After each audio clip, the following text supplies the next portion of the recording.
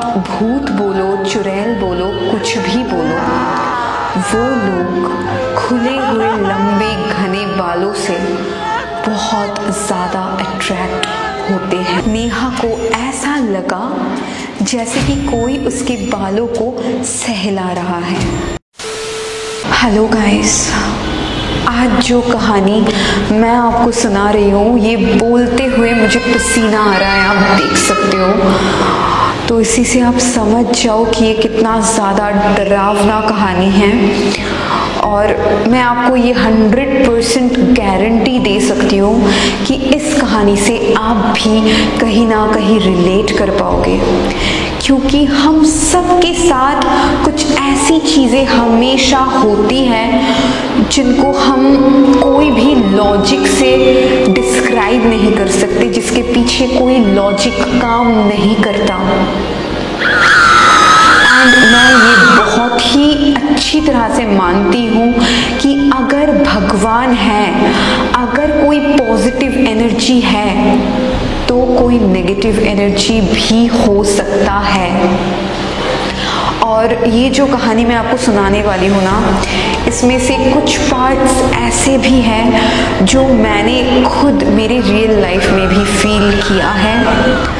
तो आप भी इस कहानी को सुनो और मुझे बताओ, क्या आपके साथ भी कभी ऐसा हुआ है? तो चलिए स्टार्ट करते हैं आज की सच्ची कहानी। तो आज की कहानी है नेहा की। नेहा की मौसी ने रिसेंटली एक बंगलो खरीदा था और नेहा की फुल फैमिली उस बंगलो से घूम के वापस आ चुकी थी, पर नेहा पढ़ाई की बहुत प्रेशर की वजह से वहां नहीं जा पाई थी। तो इस बार गर्मियों की छुट्टी में उसने सोचा कि वो अपनी मौसी के घर घूम के आएगी, और उसकी मौसी भी उसको बहुत बार बुला रही थी। बट नेहा की मम्मी ने उसको एक बार बोला था कि मौसी का घर शायद भूतिया है, तो वहां पे जाके सावधानी से रहना। नेहा की माँ नहीं चाहती थी कि वो अपनी मौसी के घर अकेले जाए, पर नेहा ने उनकी बातों को ज्यादा इम्पोर्टेंस नहीं दिया। तो नेहा अपनी मौसी के घर चली गई और वहां पे बहुत मजे से रहने लगी। पर धीरे धीरे नेहा के साथ कुछ अजीब घटनाएं होने लगी। एक दिन घर पे कोई भी नहीं था और नेहा नहाने के बाद बालों को सुखाने के लिए अकेले छत पर गई। उस बंगलो का छत बहुत सुंदर और बहुत बड़ा था। नेहा को बहुत अच्छा लग रहा था छत पे धूप में खड़े होके अपने बालों को सुखाना। और नेहा के बहुत लंबे और घने बाल थे। और मैं आपको बता देती हूँ कि आप भूत बोलो, चुड़ैल बोलो, कुछ भी बोलो, वो लोग खुले हुए लंबे घने बालों से बहुत ज़्यादा अट्रैक्ट होते हैं। और बहुत लोग ये मानते हैं कि छत पर खुले बालों में बिल्कुल भी नहीं जाना चाहिए। नेहा जब अपने लंबे लंबे बालों को छत पे खड़ी होकर सुखा रही थी, तब अचानक एक बहुत तेज खुशबू का झोंका आया और ऐसा लगा जैसे कि कोई बहुत सारा परफ्यूम लगा के वहां से निकल गया। नेहा ने इधर उधर देखा पर वहां पे कोई भी नहीं था। तो उसने सोचा कि ये उसका वहम होगा, तो वो फिर से बाल सुखाने लग गए। पर थोड़ी देर बाद नेहा को ऐसा लगा जैसे कि कोई उसके बालों को सहला रहा है और उसके रोंगटे खड़े हो गए। ये बोलते हुए भी मेरे रोंगटे खड़े हो गए। उसने जब पीछे मुड़ के देखा, वहां पे कोई भी नहीं था। तब नेहा ने सोचा उनके कजिन्स शायद वापस आ गए होंगे और वो मस्ती कर रहे हैं। तो वो नीचे जाके जब आवाज लगाती है अपने कजिन्स के लिए, तब उसने देखा कि घर पे कोई भी नहीं था। नेहा ने फिर भी जाने दिया और सोचा कि शायद ऐसा उसका वहम ही था, शायद वहां पे कोई भी नहीं था, वो शायद घबराई हुई थी, शायद डर रही थी। वो इस बात को भी ज़्यादा इम्पोर्टेंस नहीं देती है। तब नेहा अपने रूम में चली गई और वो रूम पे जाके अपने बालों को कंघी करने लग गई। और कंघी करते वक्त उसके बालों से वो सेम खुशबू आ रही थी जिसको उसने छत पे महसूस किया था। नेहा ने इस चीज को भी ज्यादा इम्पोर्टेंस नहीं दिया। इसके बाद एक दिन रात को अचानक से नेहा की नींद खुल गई और उसको लगा कि उसके सामने से कोई पास किया। तो वो तुरंत लाइट ऑन करती है और ढूंढने लग जाती है कि रूम में कोई और है या नहीं, पर उसको कोई भी नहीं दिखता है।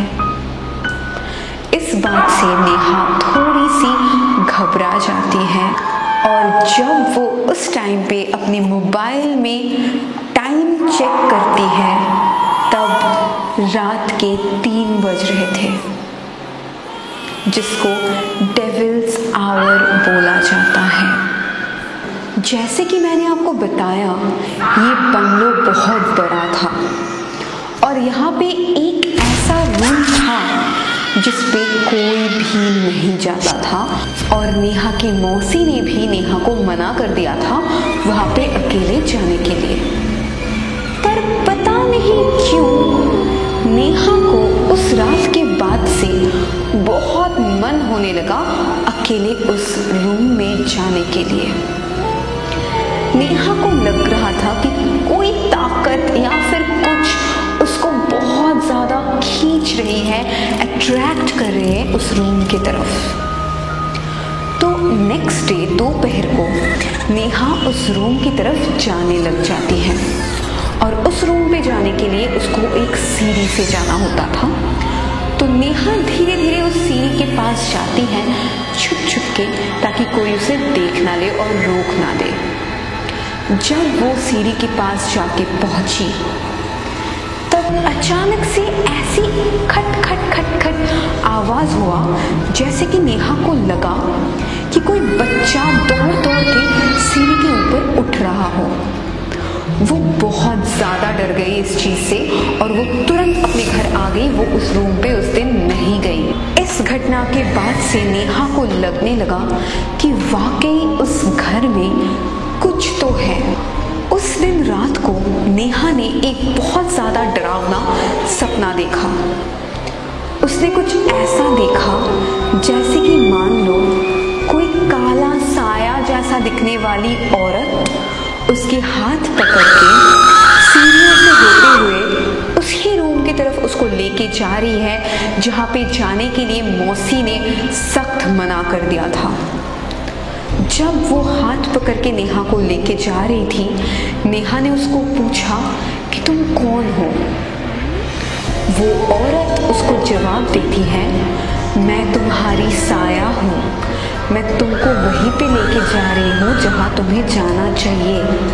ये सपना देखते हुए नेहा बहुत ज़्यादा डर जाती है, उसकी बॉडी पसीने से लथपथ हो जाती है और वो तुरंत जाग जाती है। और तभी जब उसने टाइम चेक किया फिर से रात के 3 बज रहे थे और तभी जब नेहा ने अपने हाथों को उठाया जिसको साया पकड़ के ले जा रहा था, उसके हाथों से वही खुशबू आ रही थी जिसको उसने छत पे महसूस किया था।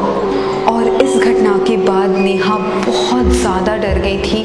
उसको तेज़ बुखार आ गया था और बुखार उतर ही नहीं रहा था, चाहे वो जितनी मर्जी दवाइयाँ ले। और उसके मम्मी पापा, उसके मौसी, सब कोई बहुत ज़्यादा घबरा गया था।